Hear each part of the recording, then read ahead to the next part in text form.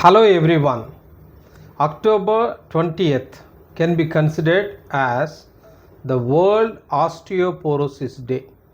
ప్రతి ఏటా అక్టోబర్ 20వ తేదీని ఆస్టియోపోరోసిస్ దినోత్సవంగా జరుపుకుంటూ ఉంటాం. మరి మెనోపాజ్ తర్వాత ఎక్కువగా మహిళల్లో కనిపించే సమస్య ఈ ఆస్టియోపోరోసిస్. ఎముకలు గుల్లబారడం, ఎముకల్లో శక్తి సాంద్రత తగ్గిపోవడం, ఎముకలు పలసగా మారిపోవడం, మరి ఎముకల్లో సన్నటి పోర్స్, మైక్రో పోర్స్ అనేవి ఉండడం ద్వారా మరి పూర్తి స్థాయిలో ఎముక శక్తి కలిగి ఉండదు. కాబట్టి ఈ ఆస్టియోపోరోసిస్ అనేది ఎక్కువగా మెనోపాజ్ అయిన మహిళల్లో మనం చూస్తూ ఉంటాం.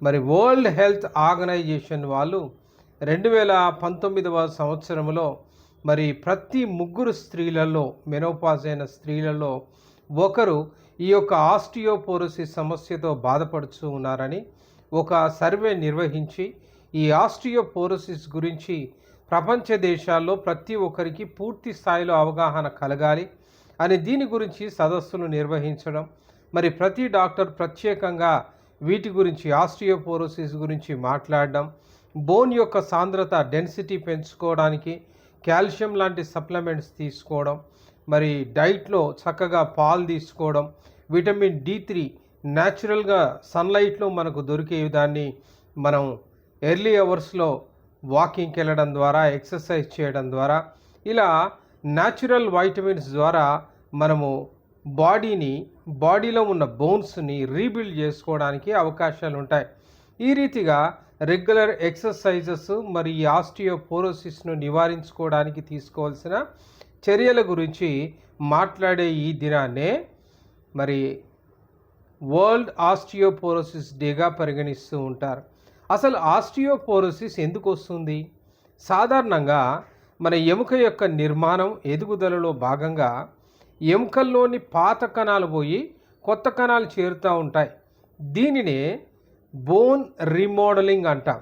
ఈ ప్రక్రియ మన బాల్యంలో నుంచి కౌమార దశ వరకు అతివేగంగా జరుగుతూ 30 ఏళ్ళ వయసు వచ్చేటప్పటికి మరి శరీరంలో ఉన్న బోన్స్ అన్నీ కూడా ఫుల్ డెవలప్మెంట్లోకి వస్తాయి. ఇలా 30 ఏళ్ళ వయసు మనకు వచ్చేటప్పటికి పీక్ బోన్ మాస్ అనేది టోటల్గా మన శరీరంలో ఉన్న బోన్స్ అన్నీ కూడా పూర్తి స్థాయిలో డెవలప్ అయి ఉండడం అనేది జరుగుతూ ఉంటుంది. ఆ తర్వాత క్రమేణా కొత్త కణాలు రావడం, పాత కణాలు అనేవి పోవడం, ఈ రీతిగా 50 ఏళ్ళు వచ్చేంత వరకు కూడా ఈ రెగ్యులర్ ప్రాసెస్ జరుగుతూ ఉంటుంది. దీన్నే బోన్ రీమోడలింగ్ అని కూడా అంటూ ఉంటాం. మరి ఈ యొక్క ఆస్టియోపోరోసిస్ అంటే ఏంటంటే, ఈ బోన్ రీమోడలింగ్ ప్రాసెస్లో కొత్త కణాలు అనేవి రావడం, పాత కణాలు అనేవి పోవడం అనే ఈ రీమోడలింగ్ ప్రాసెస్లో రెండు సైమల్టేనియస్గా ఈక్వల్ రేషియోలో జరగదు. అంటే పాత కణాలు క్షీణించడం ఎంత సహజమో, కొత్త కణాలు కూడా ఆ ప్లేస్ను రీప్లేస్ చేయాల్సిన పూర్తి బాధ్యత కూడా మన శరీరమే తీసుకోవాలి.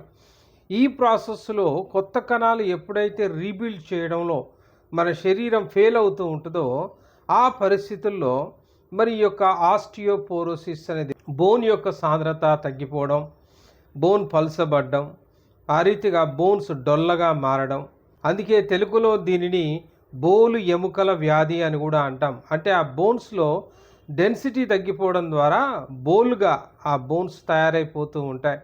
ఇవి ఎక్కువగా మరి మెనోపాజ్లో ఉన్న ఉమెన్లో కనపడుతూ ఉంటాయి. కాబట్టి మెనోపాజ్ ఉమెన్లో మరి ఎవరైతే ఆస్టియోపోరోసిస్ డిటెక్ట్ అవుతుందో వారిని ప్రైమరీ ఆస్టియోపోరోసిస్ కండిషన్గా మనం క్లాసిఫై చేస్తాం. అయితే మెనోపాజ్ రాకముందే మరి 50 ఏళ్ళలోగా పురుషుల్లో కానీ స్త్రీల్లో కానీ మరి ఇలాంటి పరిస్థితి రావడానికి కూడా అవకాశాలు ఉన్నాయి. దానినే సెకండరీ ఆస్టియోపోరోసిస్ అంటాం. అంటే ఇక్కడ సమ్ అదర్ సెకండరీ ఫ్యాక్టర్స్ బాడీలో ఎక్కడో ఒక దగ్గర ఈ బోన్ రీమోడలింగ్ ప్రాసెస్లో ఎఫెక్ట్ కావడం ద్వారా ఆస్టియోపోరోసిస్ వస్తూ ఉందన్నమాట. కిడ్నీలో కానీ, లివర్లో కానీ, మరి క్రానిక్ డిసార్డర్స్ ఎవరికైతే ఉంటాయో, రుమాటిజం కానీ, థైరాయిడ్ కానీ, డయాబెటీస్ కానీ, కొన్ని క్రానిక్ మెడికేషన్స్ వాడుతూ ఉంటారు. ఇప్పుడు సీజర్స్, ఫిట్స్కి కానీ, లేదా కొద్దిమంది స్టిరాయిడ్స్ వాడుతూ ఉంటారు. కొద్దిమంది మరి హెపారిన్ డ్రగ్స్ వాడుతూ ఉంటారు. మరి కొద్దిమందికి స్మోకింగ్ అండ్ ఆల్కహాల్ అనే అలవాట్లు ఎక్కువగా ఉంటాయి. అసలు ఏమాత్రం ఫిజికల్ యాక్టివిటీస్ లేకుండా సీడెంటరీ లైఫ్లో ఉండే వాళ్ళు కొందరు ఉంటారు. మరి తక్కువ బరువు కలిగిన వాళ్ళు కొందరు ఉంటారు.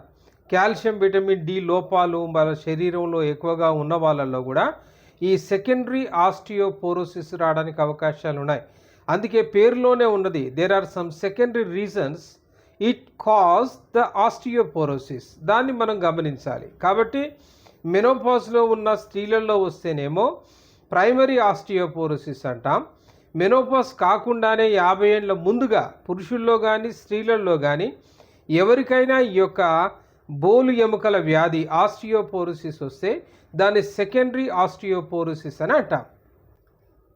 మరి యొక్క ఆస్టియోపోరోసిస్కు లక్షణాలు ఏంటి, ఎలా గుర్తుపట్టాలి ఒక వ్యక్తి ఆస్టియోపోరోసిస్ ద్వారా బాధపడుతున్నాడు అని అంటే, osteoporosis is it self a silent disease. అసలు దీనికి చెప్పుకోదగ్గ ఏ లక్షణాలు కూడా కనిపించవు. ఏదో ఒక సందర్భంగా బోన్ ఫ్రాక్చర్ అయి హాస్పిటల్కి వెళ్ళి ఫ్రాక్చర్ అయిన బోన్ మనం రిపేర్ చేసుకోవడానికి, సర్జరీ చేయడానికి ఓపెన్ చేయడం ద్వారాను, ఆ టైంలో బోన్స్ డెన్సిటీ మనం చెక్ చేయడం ద్వారాను ఆస్టియోపోరోసిస్ ఉంది అన్న విషయం మనకు బయటికి కనపడుతుంది. కొద్దిమందిలోనేమో వెముకలలో కొంత నొప్పి రావడం, వంగి నడవడం, తుంటి భాగాల్లోనూ మేజర్ జాయింట్స్లోనూ ఎప్పుడూ కంటిన్యూస్గా నొప్పి లాంటిది ఉండడం కొద్దిమందిలో కనిపించే లక్షణాలు. దీనితో ప్రభావితం చేయబడ్డ వెన్నుపూస మరియు తుంటి ముంచేతి ఎముకలు మరి ఎక్కువగా నొప్పికి గురయ్యే అవకాశం ఉంటాయి. అలాంటి వాళ్ళు ఆ లక్షణాలు దీర్ఘకాలంగా ఉన్నప్పుడు ఒకసారి మరి ఆస్టియోపోరోసిస్ స్క్రీనింగ్ చేసుకోవడం మంచిది. మరి ఆస్టియోపోరోసిస్ ఉందా లేదా అని ఎలాంటి వైద్య పరీక్షలు చేయడం ద్వారా మనం తెలుసుకోగలం, వ్యాధి నిర్ధారణ మనం ఎలా చేయగలం. ఒక ఎక్స్రే లేదా సిటీ స్కానింగ్ తీయడం ద్వారా ఆ ఫ్రాక్చర్ను మనం తెలుసుకోవచ్చు, ఎక్కడ ఫ్రాక్చర్ అయింది అని. తర్వాత బిఎండి అనే ఒక టెస్ట్ ఉంటుంది, బోన్ మినరల్ డెన్సిటీ. ఈ యొక్క డెన్సిటీ సాంద్రత ఎలా ఉంది, బోన్ది ఎక్కువ ఉందా, తక్కువ ఉందా, సరిపడా రేషియోలో ఉందా. డెక్సా స్కాన్ అని ఎముకల సాంద్రత పరీక్షలు కూడా మనం చేస్తూ ఉంటాం. దీంట్లో టీ స్కోర్ అనేది ఎప్పుడైతే -2.5 అంతకన్నా తక్కువ ఉంటే ఆస్టియోపోరోసిస్గా దాన్ని మనం నిర్ధారణ చేయవచ్చు. వెన్నుపూస తుంటి భాగంలో ఈ పరీక్షను చేస్తూ ఉంటారు. మరి బిఎండి పరీక్ష ఎవరు చేసుకోవాలి, ఎవరికి అవసరం? 65 ఏళ్ళు దాటిన ప్రతి ఒక్కరు కూడా ఈ పరీక్ష చేసుకోవడం మంచిది. మెనోపాజ్ అయిన మహిళల్లో ఈ యొక్క టెస్ట్ చేసుకోవడం కూడా మంచిది. అంతేకాకుండా ఇప్పుడు దీర్ఘకాలంగా మరి తుంటిలో కానీ వెన్నులో కానీ ఎవరికైనా నొప్పులు అనిపిస్తున్నాయి అంటే అట్టివారు కూడా ఈ పరీక్ష చేసుకోవడం ద్వారా బోన్ మినరల్ డెన్సిటీ అనే పరీక్షను ఈ రోజుల్లో మరి చాలా కంపెనీల వాళ్ళు ఆర్థోపెడిక్ సెంటర్స్లలో మరి పెద్ద పెద్ద కార్పొరేట్ హాస్పిటల్స్లో ఫ్రీగా ఈ యొక్క క్యాంపు కూడా నిర్వహిస్తూ ఉంటారు. అలాంటి స్క్రీనింగ్ టైంలో మనం వెళ్ళైనా ఈ బోన్ మినరల్ డెన్సిటీ పరీక్షలు చేసుకోవచ్చు, బిఎండి పరీక్ష అంటాం. మరి యొక్క ఆస్టియోపోరోసిస్కు ట్రీట్మెంట్ ఏంటి, ట్రీట్మెంట్ ఉన్నదా? మరి ఆస్టియోపోరోసిస్లో బోన్ మినరల్ డెన్సిటీ సాంద్రతను చూసి మిగతా ఎక్స్రే అండ్ స్కానింగ్ల యొక్క రిపోర్ట్లను ఆధారం చేసుకొని వైద్యం అవసరమా లేదా అనేది మీ యొక్క వైద్యుడు దాన్ని నిర్ణయిస్తారు.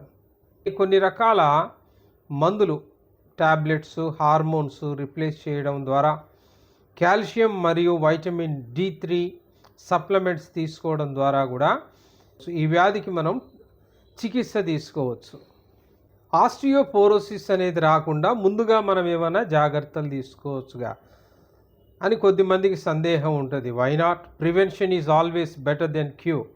కాబట్టి ఇక్కడ మనం దృష్టిలో పెట్టుకోవాల్సిన కొన్ని ముఖ్యమైన విషయాలు ఏంటంటే, మన శరీరాన్ని సాధ్యమైనంత వరకు చురుగ్గా ఉంచుకోవాలి, యాక్టివ్గా ఉండాలి. ఎంతసేపు సీడెంటరీ లైఫ్ కూర్చొని ఉండడం, మజ్జుగా ఉండడం, పడుకొని ఉండడం, ఎంతసేపు మరి ఏమాత్రం ఫిజికల్ యాక్టివిటీస్ లేకుండా స్పోర్ట్స్ కానీ, వాకింగ్ కానీ, ఎక్సర్సైజ్ కానీ లేకుండా కొద్దిమంది ఉంటూ ఉంటారు.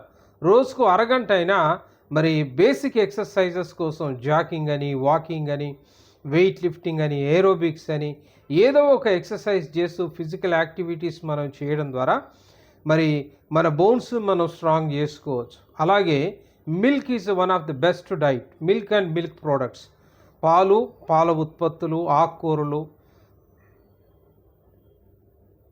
మాంసము, ప్రోటీన్స్, తృణధాన్యాలు, చేపలు, గుడ్లు, ఇలాంటి కాల్షియం సప్లిమెంటేషన్స్ ఉన్న ఆహారము.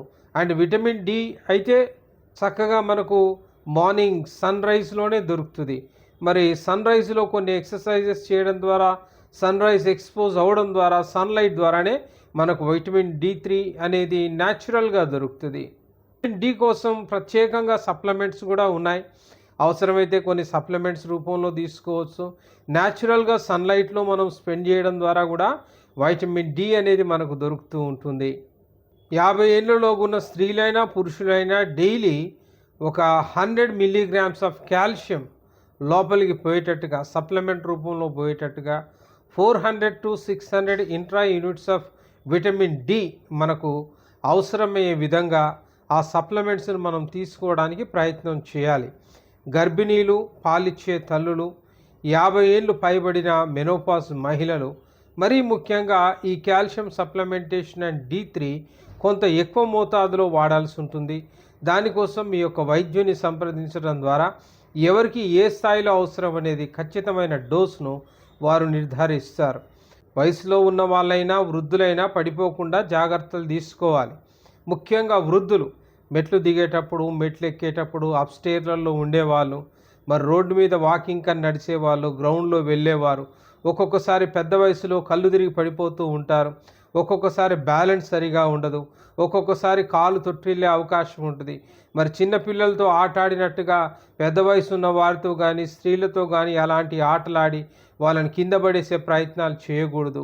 ఒక్కసారి కింద పడి బోన్స్ ఫ్రాక్చర్ అయ్యాయి అని అంటే మరి మామూలుగా ఉన్న వాళ్ళ పరిస్థితి కంటే ఆస్టియోపోరోసిస్లో ఈ బోన్ అనేది అగైన్ ఆ ఫ్రాక్చర్ మళ్ళా రీహీలింగ్ అవ్వడం అనేది కానీ, రీమోడలింగ్ అవ్వడం కానీ, రీగెయిన్ అవ్వడం అనేది చాలా కష్టంగా ఉంటుంది.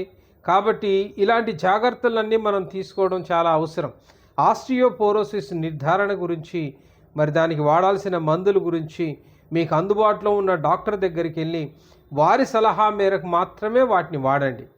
మరి ఇంటర్నెట్లోనూ అక్కడ ఇక్కడ దొరికే సమాచారాన్ని బట్టి మరి ఏదో అక్కడ చెప్పిన మరి సెల్ఫ్ మెడికేషన్, సెల్ఫ్ ట్రీట్మెంట్ తీసుకొని అనవసరంగా ఆరోగ్యాన్ని మరింత నాశనం చేసుకోబాకండి. మీకున్న సందేహాల కోసం దగ్గరలో ఉన్న మీ డాక్టర్ను సంప్రదించండి. మరి మంచి బోన్స్ను కలిగి ఆరోగ్యవంతంగా జీవించండి. Say no to fragile bones. Osteoporosis యొక్క థీమ్ ఏంటంటే ఇట్స్ అన్యాక్సెప్టబుల్. దీని గురించి ఎన్ని సంవత్సరాల నుంచి ఎంతమంది డాక్టర్లు మాట్లాడినా కూడా చాలామంది దీన్ని యాక్సెప్ట్ చేయరు. 80% of the people are neglecting about their bones.